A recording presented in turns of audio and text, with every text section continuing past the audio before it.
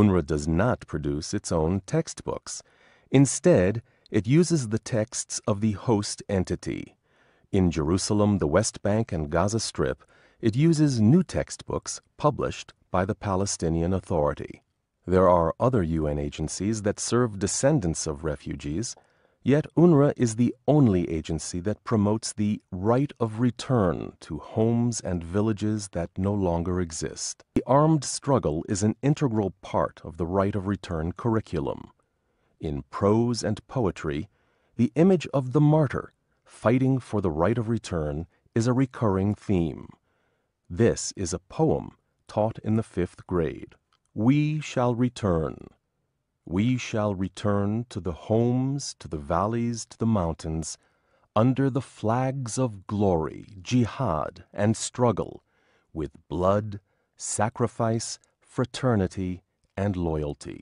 Who has been working in UNRWA schools? People like Awak al-Kik, the ex-headmaster of an UNRWA school in Gaza. He led the Islamic Jihad engineering unit that built bombs and Qassam rockets. After his death, UNRWA students praised his memory at their school.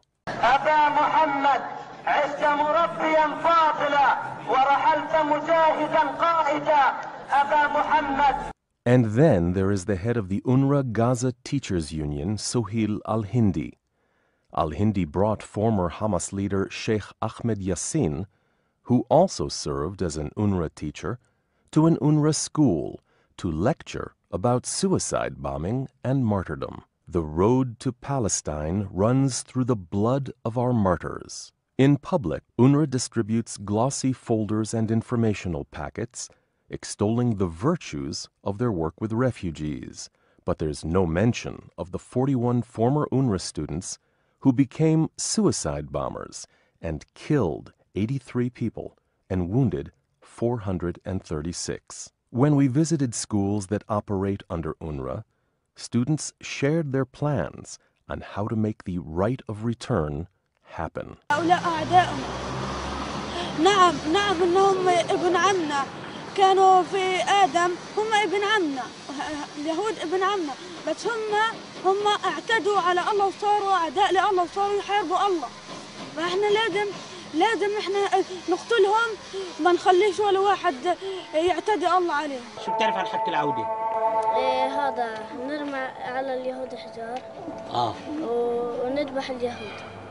طيب شو بتعني لك حق العودة؟ إن نقتل اليهود وندافع عن وطننا. أنا أقرأ اليهود. بعلمونا إن الصهيونية هم أعدائنا وهم أهم شيء لازم يسوي فيهم عملية. يعني إنهم بيعلمونا بالمدرسة إنهم إرهابيين بيحكوا لنا عن اليهود إنهم هدول مش منيح وهدول بقتلوا قاعدين بشبابنا.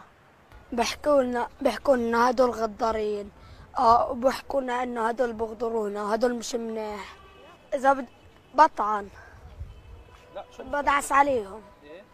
عمل عمليات. كيف يعني؟ الدعس عمليات الدعس وعمليات الطعن والاشتباك المسلح في المخيمات. ايش اكيد هدول العمليات ترفع الراس ولفلسطين. العمليات هاي تحت الدعس والسكاكين هاي ايش بيرفع الراس لفلسطين. إذا بدك بطلع بس. The 13-year-old boy that shot and wounded 2 Israelis in Jerusalem last Saturday, Mohammed Aliwat, wrote in his school notebook just prior to that attack, quote, God or victory or martyrdom. Forgive me, mother. You're going to be proud of me. Now, that's a lesson that that may have been reinforced for that boy in the classroom while he was attending the Al-Furqan Islamic School in the Shuafat refugee camp. The organization, Impact SC, which monitors insightful material in Arab school curriculum, examined the textbooks used in the Al-Furqan Islamic School, which he attended, and he found content that incites violence and jihad, spreads anti-Semitism, and encourages students to sacrifice themselves while killing Jews. For example, one textbook published by the Palestinian Authority for the use of Islamic education last year devotes an entire chapter to teaching that martyrdom is obligatory for repelling the enemy, that it brings honor, glory, and promises entrance to paradise. Just 2 months ago, the European Parliament passed a resolution condemning the teaching of hatred, incitement to violence, and anti-Semitism in EU-funded Palestinian textbooks. The European Union is planning a review of Palestinian school textbooks. The EU's Foreign Affairs Chief Federica Mogherini confirming the goal is identifying possible incitement to hatred and violence and any possible lack of compliance with UNESCO standards of peace and tolerance in education. Well, Impact SE did a report on the Palestinian curriculum, a new curriculum which was devised in 2014 and rolled out in 3 tranches, 2016, 17 and 18. And our results were that this was by far the most radical curriculum that the Palestinians had created. It is full of jihad, martyrdom, sacrifice. There is no idea of peace there. So 1.3 million Palestinian children have absolutely no idea what peace with Israel will look like. And we felt that we needed to take our policy recommendations to the people who are essentially financing the education of Palestinian children. And that is, to a greater extent than anybody, the European Union. They have a 360 million euro fund, the majority of which goes to education. And they have a duty of care to make sure that these children are educated within UNESCO-derived standards of peace and tolerance. The idea that UNRWA, a UN organization, is distributing material which calls on students to defend the motherland with blood, or that glorifies terrorists and directs students to terrorists like Dalal Mughrabi, who is, in their materials, a role model for young girls, somebody who murdered 38 people, including 13 children. I think what we see here is that, UNRWA is absolutely part of the problem in relation to the incitement of young people in the region. The United Nations was founded to promote peace and fight racism. Yet our new report, produced jointly with Impact SE, demonstrates how UNRWA, the UN agency that runs schools for Palestinians, continues to hire teachers who openly incite to racism, hatred, and violence. Entitled UNRWA Education, Reform or Regression, our 100-page report documents how teachers in schools at this agency regularly call to murder Jews and create teaching materials that glorify terrorism and encourage martyrdom.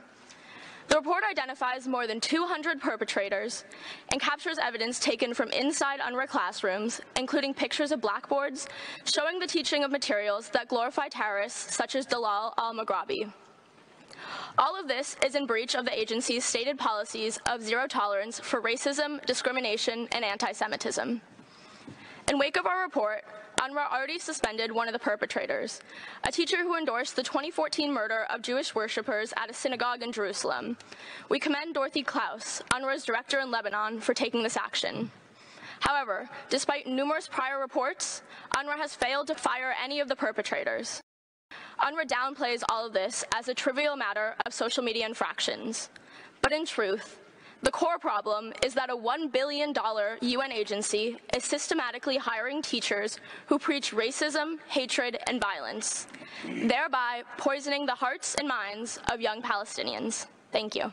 Thank you.